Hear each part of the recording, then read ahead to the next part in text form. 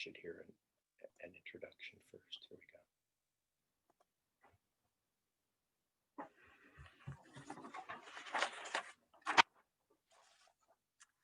Hello and welcome to today's City Club of Boise Forum with Dr. David Adler talking about this post-presidential period and what's ahead for our country. My name is Bill Manny and I'm a past president of City Club and I'll be the moderator for today's conversation.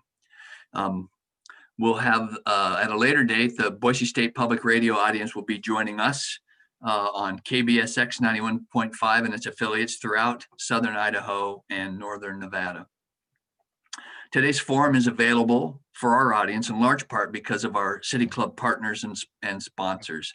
I'd like to take a few minutes to thank those organizations that help us achieve our mission of ensuring compelling conversations, engaged citizens, and a dynamic community. Our premier sponsor is Northwest Nazarene University and the NNU College of Business. Our annual sponsor is St. Luke's Health System. We also receive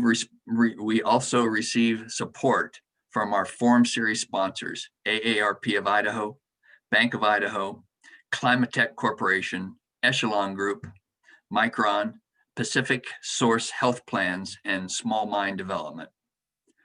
City Club of Boise also receives support through a grant from the Idaho Humanities Council.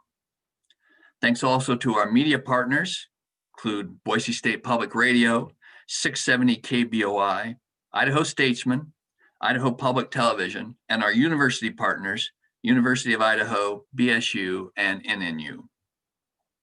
Today's program is also co-sponsored by both the Republican and Democratic parties of the state of Idaho. So we want to thank both those organizations for sponsoring this conversation.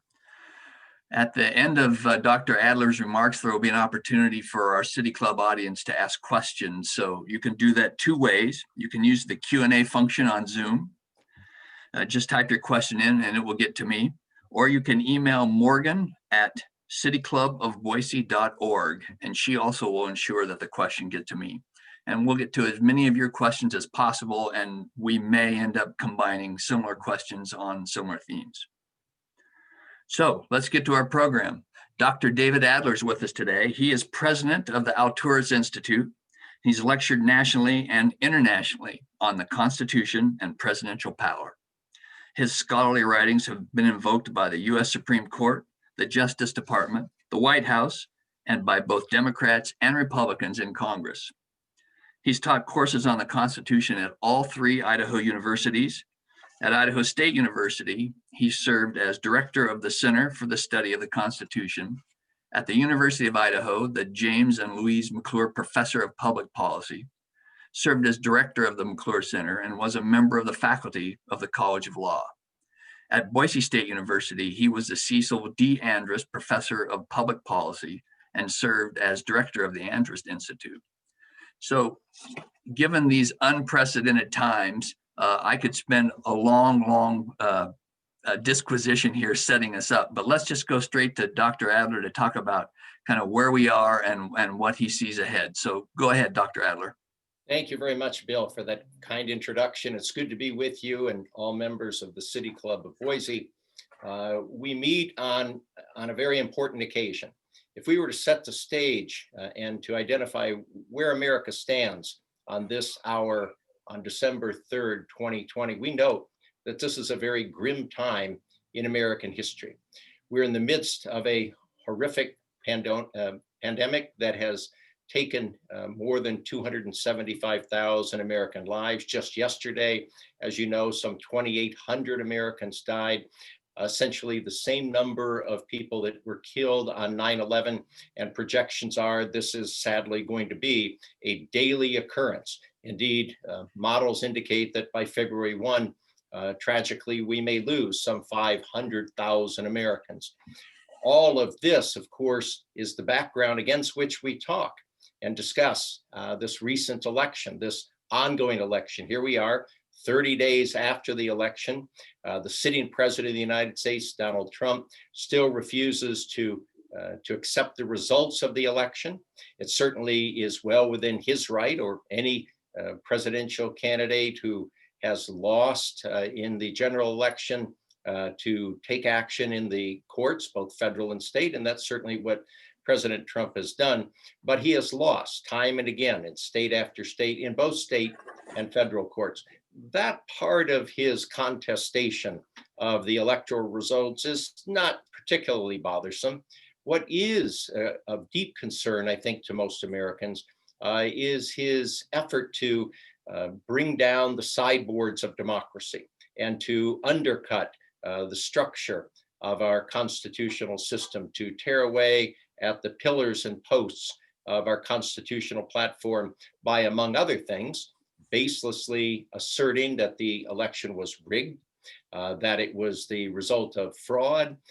Most recently, in a 46-minute rant on Facebook yesterday, not covered by any networks, by the way, he indicated that the fraud was the result of a carefully coordinated plot to bring him down.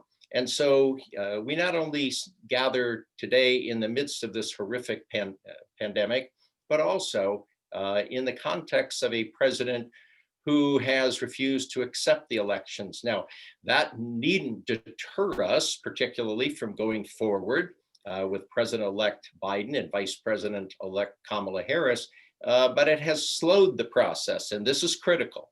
And this is very, very troublesome because by waiting so long after the election to authenticate the results of the election, the General Services Administrator refused to release critical funds so that the Biden team could move forward with its plans in the transition. And more than that, of course, there are many who suspect that President Trump may in fact be engaged in this delay effort intentionally, perhaps to undercut the potential progress of the Biden administration, to slow it down on day one on January 20. Who knows what his particular motives are at this point in time, but it's troubling that we have not yet seen the president behave in the way that all of his predecessors have, going back to the very first presidential election, or at least the second one after John Adams was defeated by Thomas Jefferson in the election of 1800. And though that election was very bitter, John Adams had very many kind and gracious things to say about his opponent. And that set the tone for the behavior of subsequent presidents, even presidents who felt bitterly disappointed about the outcome of the election. Consider Richard Nixon in 1960, narrowly eclipsed by John Kennedy. He and his camp thought dead persons had voted, and that's how Kennedy won the election. But despite that speculation, Richard Nixon never considered the idea of refusing to accept the election results. Or if you want a high note of graciousness, let's cite Al Gore in the 2000 presidential election. We're all familiar with that, as bitter a contest as we've seen in American history, at least since 1800. But Al Gore didn't want to delay after the Supreme Court ruling and fight on. He thought that it would be better for America, a reflection of the rule of law, if in fact he did concede and offer his support to George W. Bush. What President Trump's delaying efforts tell us, of course, is that there's an opportunity to put substance over form. The form at this point would call for the incumbent president, defeated on election day, to concede, to open up the White House, to open up federal agencies, to open up all the relevant checking accounts, to aid and assist the Biden administration as it goes forward in the name of trying to get a running start to address the pandemic. But that would be the form. The substance, of course, is foot dragging, a refusal to participate. We won't see, I'm pretty certain at this point, President Trump inviting Joe Biden and Jill Biden to the White House as past presidents have, to have an hour of tea and talk a little bit, to show the American people that here in the United States, we emphasize continuity, that we hand off the baton in a peaceful, gracious way, and we go about our business. That substance, that symbolism is very, very important. We're not going to see that. What we hear now is that it's very unlikely that President Trump will attend the inaugural speech. That seems highly unlikely. And as reports indicated, it seems more likely that President Trump on Inauguration Day, January 20, is going to make his own announcement that he's going to seek the presidency in 2024, thus attempting to overshadow or undercut, choose your metaphor, President Biden's inaugural address. We'll see. So we're concerned at this point, not only about the pandemic, which hovers above our every move, and we worry about how dreadful this is going to be over the next weeks and months, but we worry about the efforts by the sitting president to undercut our constitutional democracy. And to add fuel to the fire, we just learned, unfortunately, that General Mike Flynn has called for President Trump to suspend the Constitution, to impose limited martial law, to silence the media, and to call for a new election, a new presidential election, which the military would supervise. Folks, this is really the essence of a coup against American democracy. And so that is deeply troubling. Of course, perhaps some people will read into the recent pardon of General Flynn the motives of Donald Trump. Why would Mike Flynn come forward at this very point, retweet the call for the suspension of the Constitution? What does this portend for American democracy? On the very bright side, of course, we find that 80 million Americans spoke loudly in favor of the Biden-Harris ticket, a record number of votes cast for any presidential ticket in the history of the United States. That would constitute roughly a 6 or 7 million margin of victory over Donald Trump in terms of the popular vote. President-elect Biden has won a decisive electoral college vote.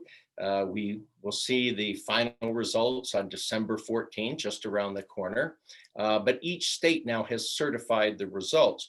But of course, that bright note for many Americans reflected in President-elect Biden's statement to America, help is on the way, which means he intends to aggressively address the pandemic, which would represent a sharp turn of presidential behavior compared to that of the sitting president, and that he intends to work with Congress to move forward on an all-important infrastructure bill, to move the economy along by providing critical aid relief, perhaps along the lines of the bill that the House of Representatives passed last May, but has been ignored by the Senate under the control of Mitch McConnell. There are other measures in play, legislation that President-elect Biden would very much hope to push forward very quickly and perhaps provide a semblance of the rapidity of FDR's first 100 days. Lord knows our economy needs help. The relief is not only going to attempt to put food on the table of millions of Americans who struggle to feed their families every day, but allow those same people to pay the mortgage, to pay rent.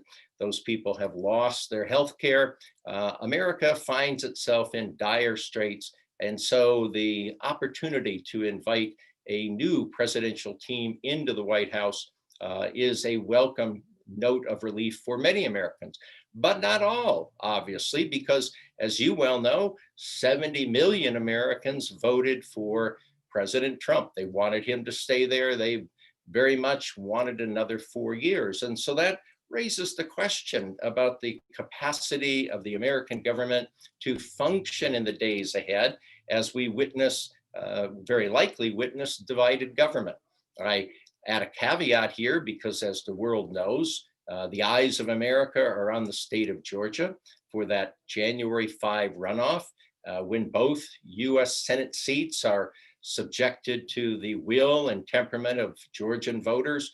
And that's critical. If the Republicans succeed in winning those seats, then Mitch McConnell retains the title of Senate Majority Leader. If, however, the Democrats win those seats, then the Democrats will control the Senate. Chuck Schumer will be the leader, and there will be an opportunity for the Biden team to get more accomplished. So much hinges on the outcome of that election. But suppose for a moment that the Republicans win those seats, then the future of America in the next months and next couple of years very much hinge on the ability of President-elect Biden and Mitch McConnell to work together. And so great questions loom large. Are we likely to see bipartisanship? Or will we see, for example, a determination by the putative Senate Majority Leader Mitch McConnell, a replay of what he did in 2008, when he made it clear to everybody that he intended to block the efforts of President Obama to thwart his efforts in order to ensure that President Obama would be a one-term president. This is public record. I'm not exaggerating. I'm not speculating. The world knows this. So at this pivotal moment, we would ask, is it possible for Biden and McConnell to work together to find some common ground, or will there simply be a concerted effort to advance one's political interest? And in McConnell's view, that would mean to ensure that Republicans could retake control of the White House in 2024. So you see why so much depends on this election in Georgia.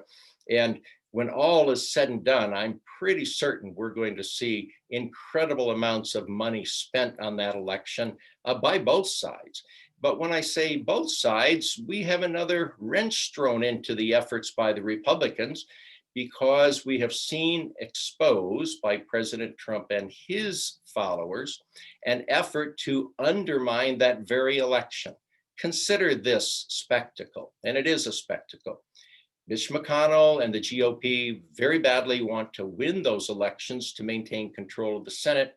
But what have we heard in the last 48 hours? Leaders of President Trump's campaign, don't let them steal the election, or that's how it's roughly named, have now proceeded to say to Georgia voters, don't vote, sit this out. The election is rigged. Why in the world would President Trump and his supporters be leading such a cause, which could only help Democrats at the polls? I think the obvious answer is President Trump is looking at his own status, his own future, because the more people join him in alleging that the election was rigged, that it was a result of fraud, the better able he is to maintain his grasp on the Republican Party and perhaps to, in fact, pursue the presidential nomination in 2024. But this muttering cannot serve the broader interests of the GOP in any way, shape, or form, because they very much want to win control of the Senate. So here we have some infighting in the state of Georgia, and it's become very, very ugly, as you know, because supporters of Trump have said, let's lock up the Georgia governor, who is a Republican. They've called on the Georgia governor and the Secretary of State in Georgia to resign. So there is a fight for purity, in a sense, within the Republican Party, and in some ways a Stalin-esque effort to purge the party of Republicans who are not sufficiently loyal to Donald Trump. None of this can serve the long-term interests of the GOP. So when we look at that Georgia election on January 5, we recognize how much the outcome of that election will affect the future of America. Let us suppose further that, in fact, McConnell retains his position as Senate Majority Leader. Would it not be in his interest to try to satisfy the needs of Americans by moving forward with the kind of massive economic relief legislation that people need all over this country, in Idaho and elsewhere, as millions of people have lost their jobs, people facing increased food insecurity? Would it not be in his interest to support a huge infrastructure bill to put America back to work, to forward the economic efforts to regain our our traction and improve our economic standing, and of course, to rebuild the bridges and the roads that badly need our attention. Would it not be in his interest then to work with Joe Biden? That's why I say so much depends on the outcome of that election as we look at the weeks and days ahead.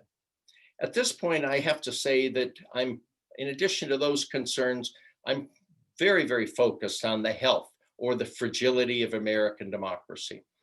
As many Americans are aware, the founding fathers were overwhelmingly concerned about the fragility of the republic. They understood from their own reading of history that republics simply didn't last very long. One thing or another would bring down the republic. And so the letters, the literature of the time, the speeches given by America's leaders reflect many lamentations, mournful thoughts about the future of the republic.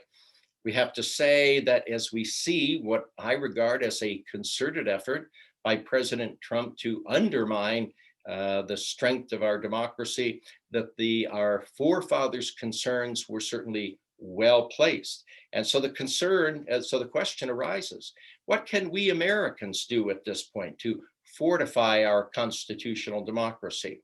I think it begins by agreeing that we, the people, have a terrific responsibility to hold government accountable. Many of you are familiar with James Madison's writing in Federalist number 51, my favorite. I think it's a work of genius, in which he said, by the way, that the great obstacle confronting our system in 1787 was finding a way to persuade the government to obey the law. I submit that was not only the great challenge in 1787, it remains the great challenge in our time. And so Madison said, we look beyond the doctrine of separation of powers and checks and balances, and we look to the responsibility of Americans themselves to assume the many roles that we can as citizens, or what I like to call Madisonian monitors, to carefully monitor and examine what government is doing in this specific case, to make sure that our governmental officials are in fact adhering to the principles and the tenets of American constitutional democracy. We can remember, of course, as we all learned in elementary and junior high, that when the framers left their work behind on September 17, 1787, Ben Franklin walked out onto the streets, and he was met by a woman who said, tell us, Dr. Franklin, what kind of system of government have you given us? And he replied, Madam, a republic if you can keep it. Well, we are the you.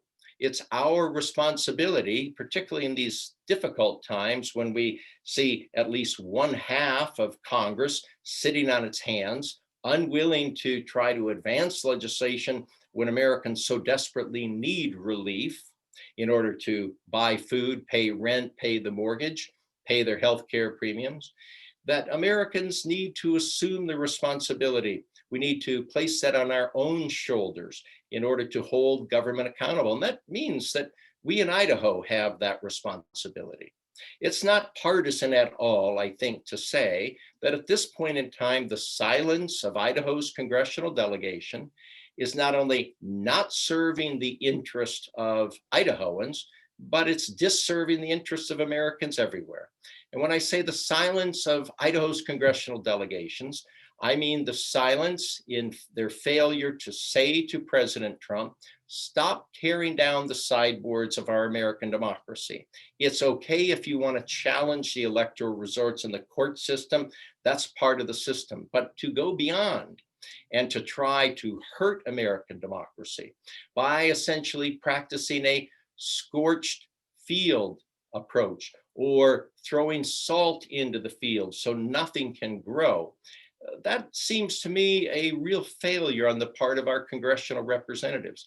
Ironically, our senator to the south, Mitt Romney of Utah, has been at the forefront of leadership efforts by calling on Trump to cease and desist those attacks on our democracy, just as he has exhibited in the last week his participation in a bipartisan effort to promote a $900 billion legislative relief package. We'll see where that goes. I fervently wish that our legislative representatives from the state of Idaho would say to the president, enough is enough. We are disappointed that you lost the election, but stop tearing away at the structure of our constitutional system. Here is an area where silence is complicity. And the day will come when we tally the score and we ask, who stood by America's constitutional democracy in these darkest hours? And ladies and gentlemen, I'm not certain that the skies are bright over the next 45 days or so before the Trump administration comes to an end. Who knows if there is mischief being cooked up by people who are loyal, passionate Trump supporters, perhaps without the knowledge of Donald Trump.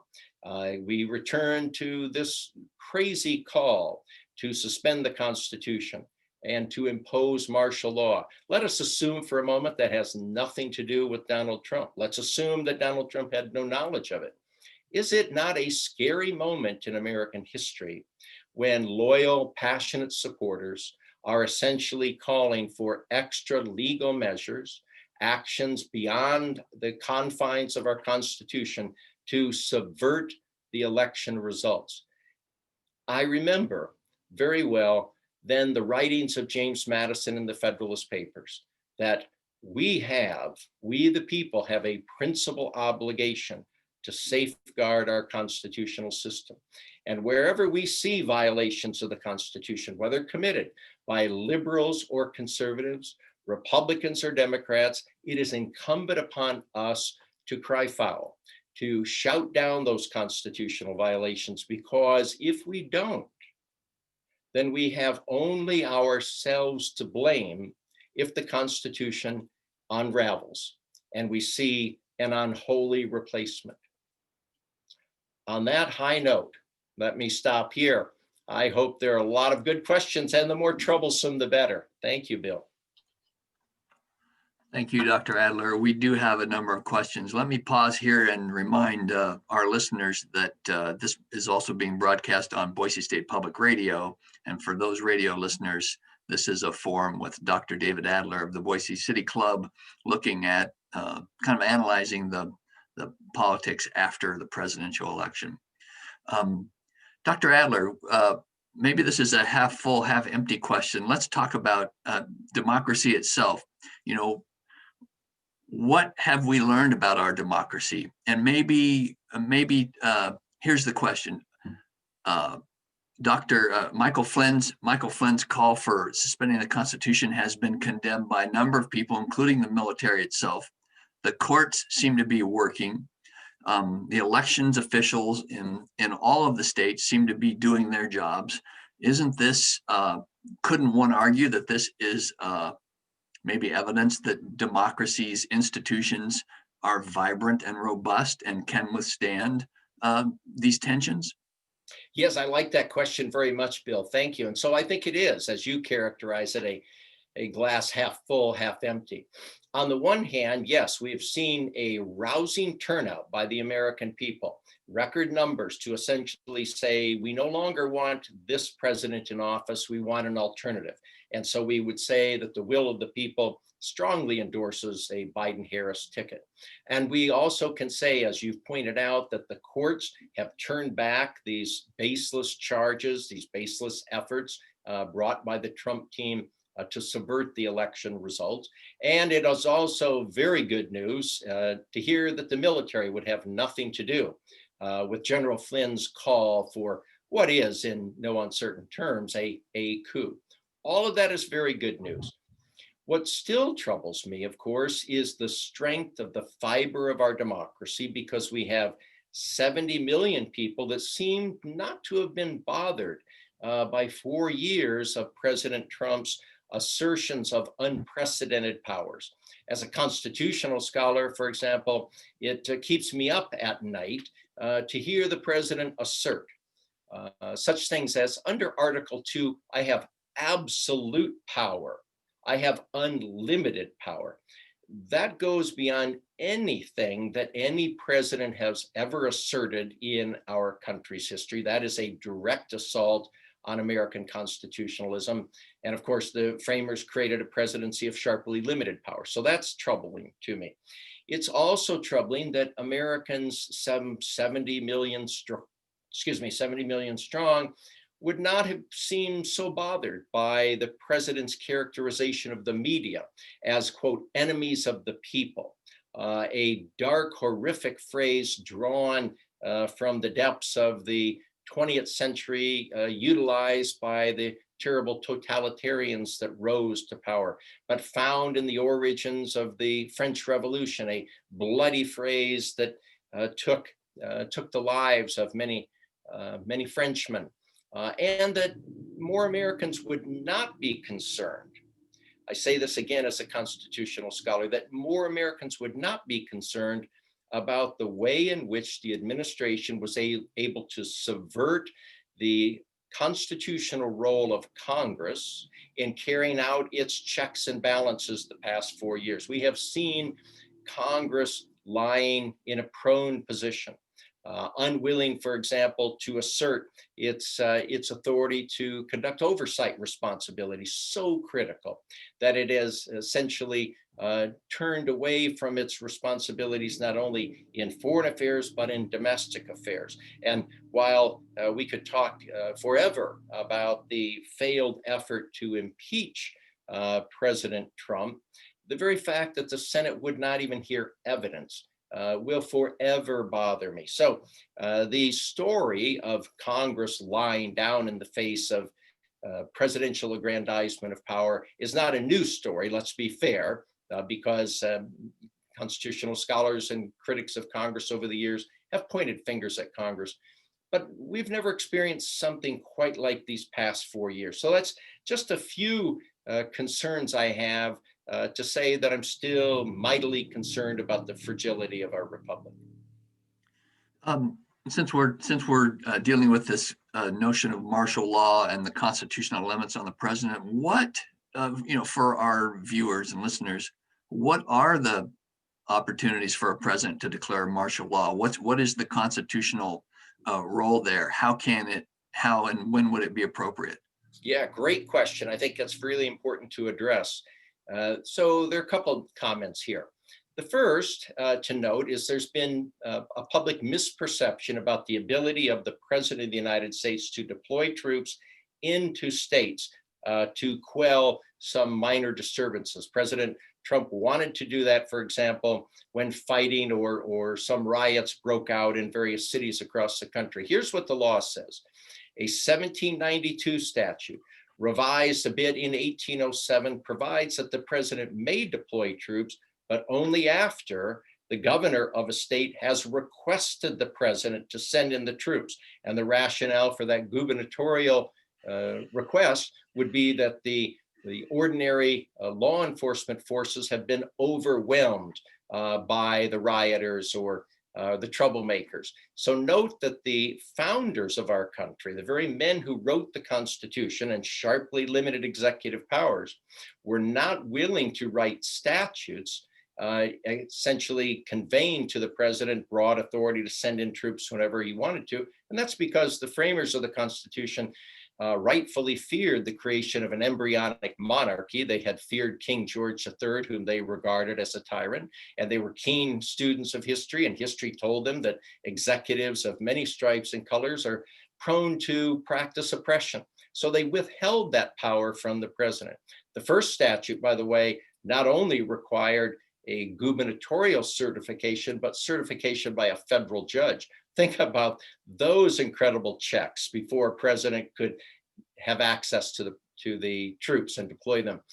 On the broader question of martial law, it still is the case that before there could be any kind of basis for a president to declare martial law, we would have to face a widespread insurrection or rebellion, which again would overwhelm the capacity of ordinary law enforcement to handle the situation.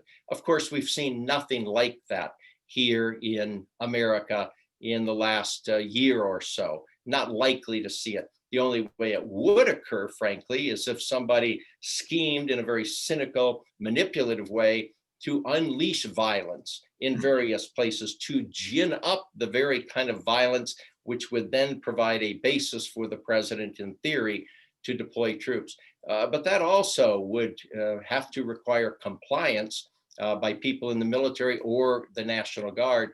I'm not sure that General Milley, the Joint Chiefs of Staff, is at all willing to participate in this. And let me share a story with you. Many of members of the audience may remember in those last days of Watergate, the crushing pressure of Watergate, bringing Richard Nixon to his knees. The Secretary of Defense, James Schlesinger, a well-known Republican, a lifelong friend and supporter of Richard Nixon, took the extraordinary precaution of phoning the Joint Chiefs of Staff to say, if you receive a call from the White House asking you to deploy troops, do not do it unless that call comes from me.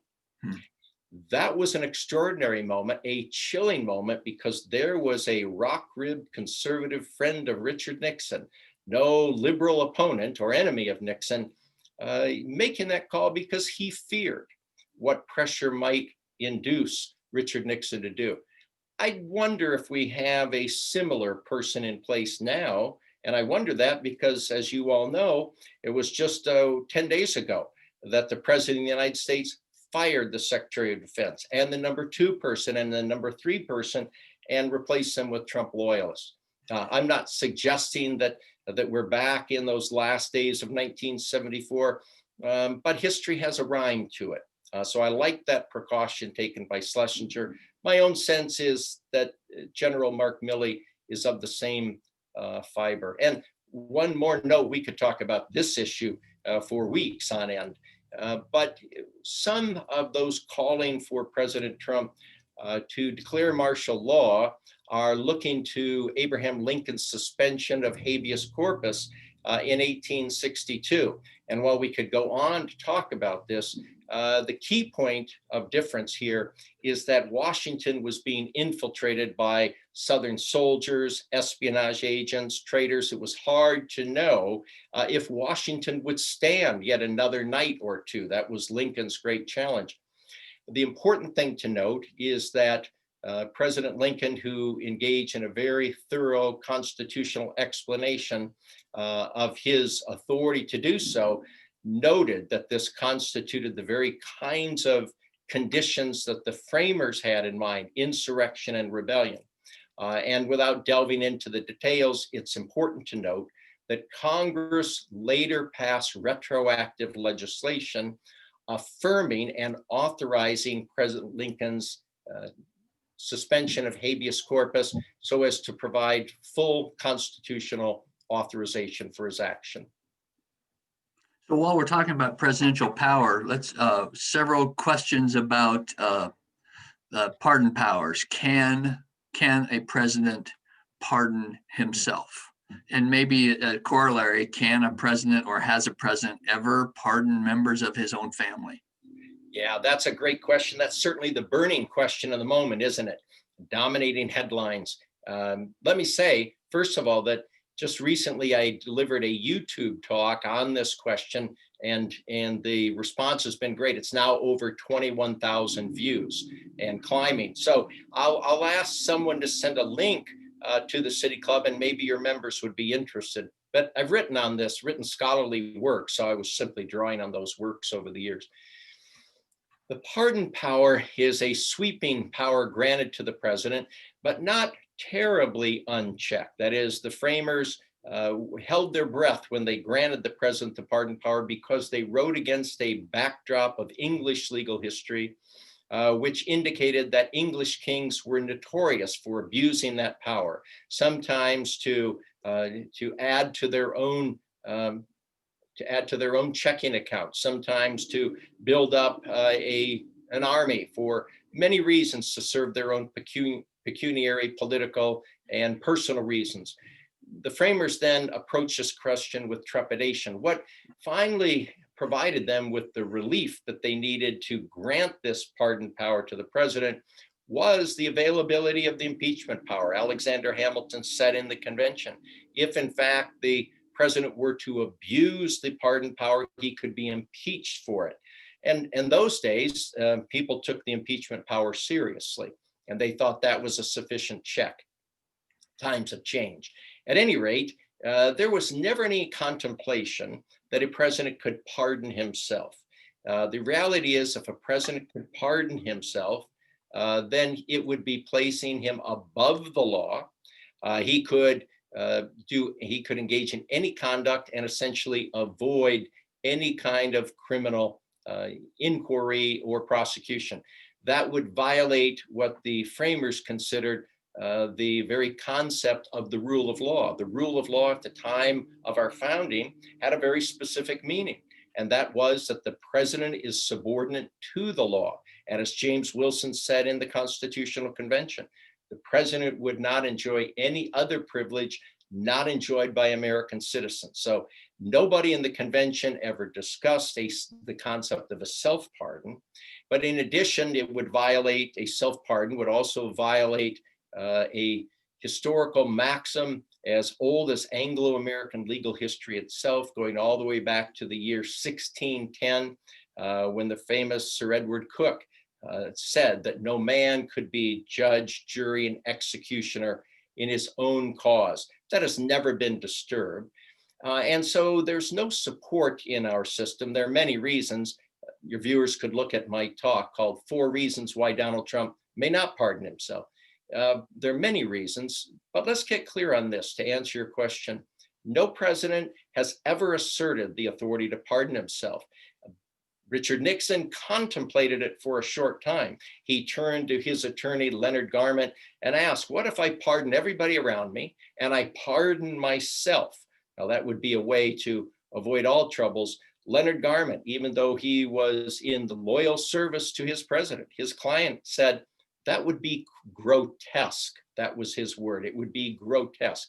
It would be, quote, to say hell with our system of justice. So Nixon, as badly as he sought protection, never seriously contemplated it and dropped the notion after hearing that. While there's no basis for a president to pardon himself, yes, the answer to whether a president can pardon family members is very definitely yes. And we need to look no further than Bill Clinton's action in the last hours of his presidency when he pardoned his brother Roger. And I think Bill Clinton was pardoning a lot of people in the last 16 or 20 hours. I think he pulled an all-nighter, drank lots of coffee, pardoned a slew of people who didn't deserve it. But pardoning one's family members is different than pardoning himself. Much could be said about this. I'll give a public talk later on this. Or we can watch your YouTube video as well, right? Thank you. The power of impeachment to limit a president's abuse of the pardon doesn't really work if it's in the last days or hours of a presidency, does it? That's really not a very effective leash on that power. That's right. Yes, it would be ineffectual at this point, exactly as you say, and thus not a deterrent. And how would Donald Trump be deterred or stopped from doing that? One wonders about the kind of case that could be brought before a court, perhaps all the way to the Supreme Court. And it may be a case that's already essentially underway in investigation, going back to the president's alleged payment to a call girl and then violating campaign finance laws. And Michael Cohen, of course, was arrested, convicted for his role in that. That's the kind of case. Let's imagine hypothetically that the federal prosecutor moves forward to charge President Trump for his role in violating federal campaign finance laws and other statutes in that episode. And then President Trump pleads a self-pardon. For all we know, in fact, President Trump has already pardoned himself for any offense that he has committed or may have committed against the United States from the day he took office to January 20 of 2021. And it's locked away in a vault somewhere. And he pulls out the pardon and says, I can't be prosecuted. I've pardoned myself. That's the kind of case that could come before the courts. And then the courts would have to determine if there's any basis for a self-pardon. And as I mentioned, there were already a couple of strong reasons why he could not.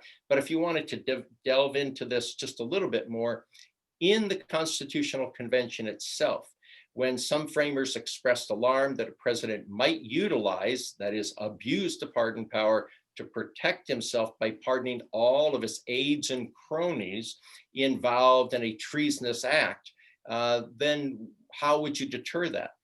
That was the framers' nightmare, that the president might pardon aides and cronies to protect himself.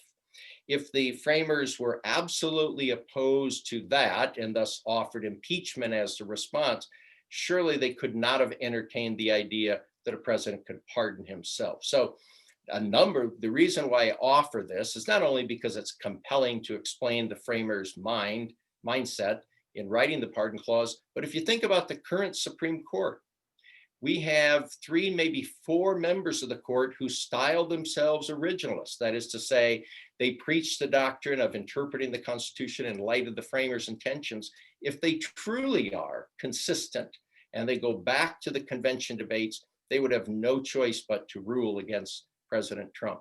How's that for a prediction? All right, we'll revisit that at some future date. Let's talk a little bit about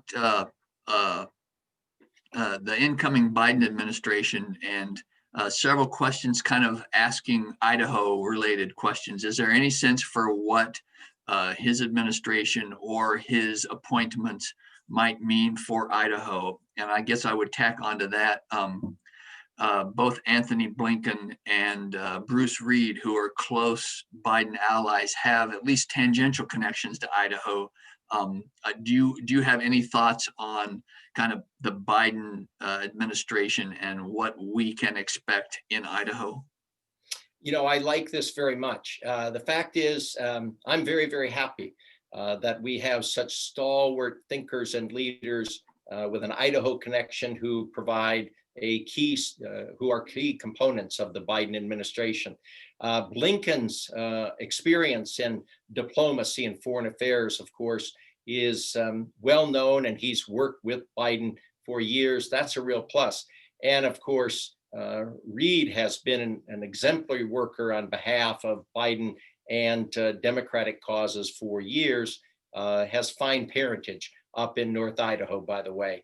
Good friends. Mary Lou is a good friend. The reality is that what the Biden administration can do for Idaho is very strong and very positive. So, for example, if the Biden administration does move quickly to address the pandemic as it wants to, that will have a direct effect on the health and welfare of Idahoans who are suffering from the pandemic. We all know how it's raging through our state. That's a direct plus. If the Biden administration is able to move forward very quickly with a massive infrastructure bill, that can help put Idahoans back to work and repair the bridges and roads in Idaho. All you have to do is to drive from Boise north, and you'll realize how badly we need those repairs. I think on a larger scale, Joe Biden's commitment to gender equality is flourishing. It's great evidence of the fact that he intends to live up to his word to make his cabinet 50% women. And you look at the fact that his communications team, so vital to the success of any administration, is comprised entirely of women, or that he has already nominated at least women to vital cabinet posts. Those are a plus. When women get closer to enjoying gender equality, that benefits everybody, including Idahoans, obviously. I think back to the wonderful remark by Warren Buffett of a few years ago when he said, America's done pretty well over 200 years, just using half our population. Just think of what we could achieve if we use the other half. Well, here's Joe Biden moving forward to help women at every turn. I like that very much. And then there's no doubt that President Biden is going to move forward with an enhancement of the Affordable Health Care Act. He wants, for example, to lower the Medicare age from 65 to 60, which will be very beneficial to Idahoans. Making healthcare more accessible and affordable to Idahoans is important. Putting Idahoans back to work is critical. When we live in a state at this point where 20% of the workforce in Idaho is currently working 2 jobs and still requiring some state assistance, that's repugnant to the concept of human dignity. Nobody should have to work more than a job in order to put food on the table and pay rent and pay for healthcare. That's obscene. So I think Biden's administration is going to have a direct impact on the quality of life for average, ordinary Idahoans up and down the state.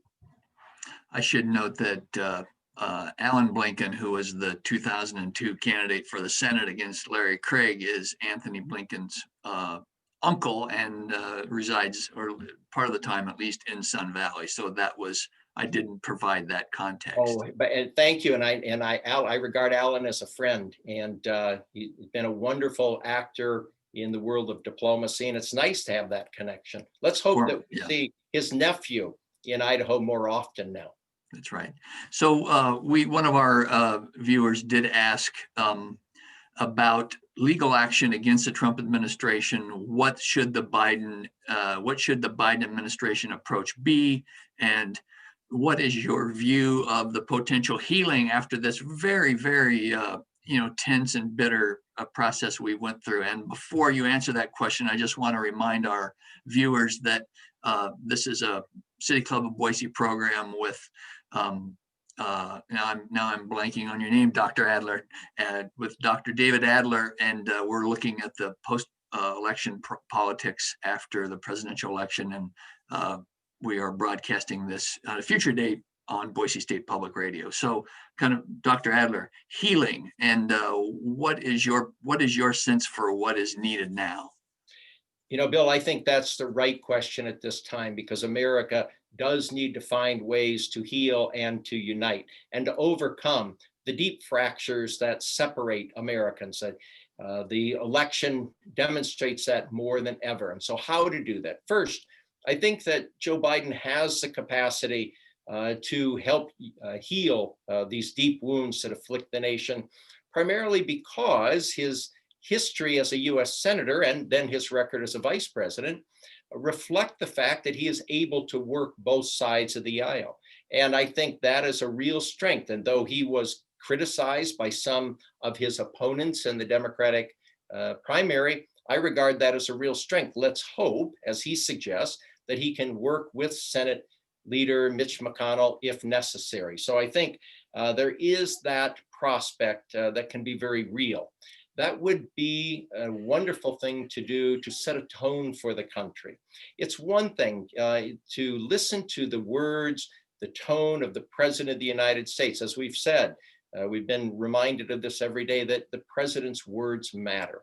President-elect Biden has already delivered a number of speeches which have set the right tone. And he has indicated he wants to be president for all Americans, not just Democrats. I think that's the right tone. The temperament is good. And if he can demonstrate an ability to work across the aisle, and we can achieve genuine bipartisan leadership in the area of relief legislation, infrastructure, working on healthcare, that can encourage American citizens to lower the temperature from a fever pitch where it is boiling to a point where we can speak to each other again. I think that's critically important. So let's not underestimate the temperament and the words of the person in the Oval Office, and just the influential nature of that behavior across the country. And then I hope American citizens will recognize that, in fact, politics should not be warfare, that words should not be bullets, that we can, in fact, work together to find compromise, and that we would not only lower the temperature, but pull back our ideological instincts for a time and recognize that the way forward is to seek compromise, which, after all, is the engine of American democracy. So in our own communities, in states across the countries, I think that Americans can be encouraged to do that, because in the end, we all have the same interest, particularly in this very difficult time of a pandemic and the economic difficulties. And the other part of your question, which I think is a very important one, should there be any legal action against the Trump administration? This is always an issue that every successive or many successive administrations face as they come into power.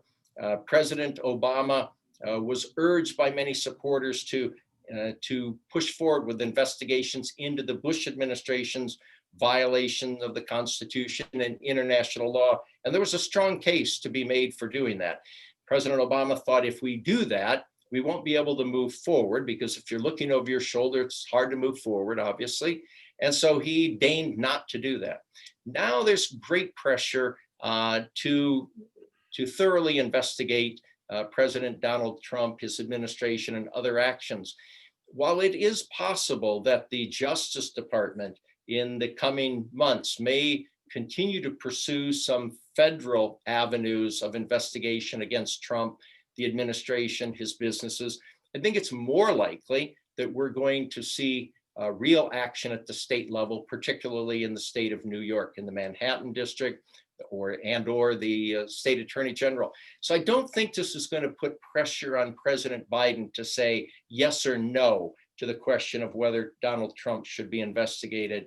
I think, in fact, my own view is, yes, the New York law enforcement authorities should act very diligently and energetically.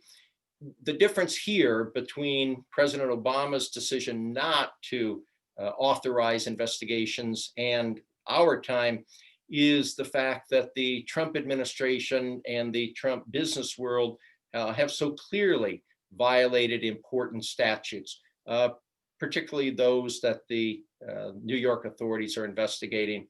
If the rule of law is to mean anything at this juncture, New York state authorities must push forward. And if there are obvious violations of federal law, then in fact we should pursue them. If we don't support the rule of law at this critical juncture, after a president has survived an impeachment hearing, which was half-baked, then I don't know how we say in the future that America is governed under the rule of law.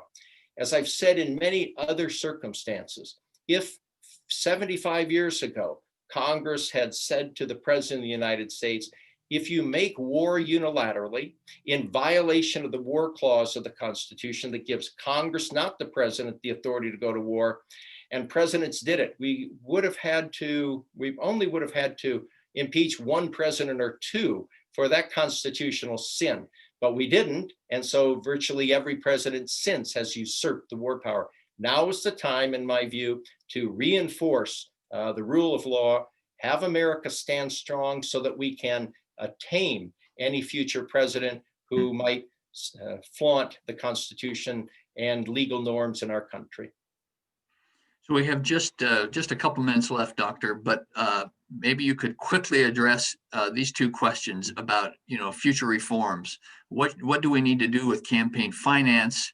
And also, do you see the creation of a third party as any kind of salve or solution to the quandary we find ourselves in? Now, those are big questions. We only have a couple minutes, so maybe you can just quickly offer us an answer. Thank you. Here's the Cliff Note answer to those good questions, and I admire and appreciate those questions. On the issue of financing, my own view is that we desperately need to turn to publicly financed campaigns. I think we've reached a point in America where people on both sides of the aisle have become so cynical about the role of private money and dark money. And the only way to move forward is to clean it up through the campaign finance laws, which would provide through publicly funded campaigns. I think that's the best way. It's fair, and it's much more consistent with our democratic values. So I would very much look forward to that. As to the creation of a third party, we always wonder about this as an antidote to the stranglehold that the two parties have on each system. I would have said some months ago that the time was right for the creation of a third party, but now I'm retreating a little bit, only because, Bill, I think in the Democratic Party, we have seen an accommodation between the moderate wing and the much more progressive wing. Both have great ideas and strengths. If they can find an accommodation, then I think the prospect of governing would, at least for a time, put a pause on the idea of the creation of a third party. However, I'm not so confident about the future of the GOP, and because Donald Trump maintains a grasp on this party. That's the Trumplican party, as many have said, and we don't have nearly the time to go into why Republicans have essentially abandoned their historical platform, which won many admirers, and have since have caved into the cult of personality. And if President Trump announces his intention to run again in 2024, it will be fascinating to see how other Republicans watch. I think it stymies or freezes the GOP in its actions for the next few years. That would provide the basis for a separation. Moderate Republicans could essentially form their own little party, marginalizing Donald Trump and his supporters. Big question. I wish we had more time to talk about it, but thanks for asking. Well, and we may very well be talking about it in the future, Dr. Adler. So I want to thank you for joining us. This has been a City Club of Boise forum with Dr. David Adler talking about politics post-election. And we want to thank you for joining us. We want to thank our Boise State Public Radio audience for joining us, and we'll see you all next time. Thank you very much. Thank you. My pleasure to be with you. Thanks. See you later. Be safe. You too. Thank you.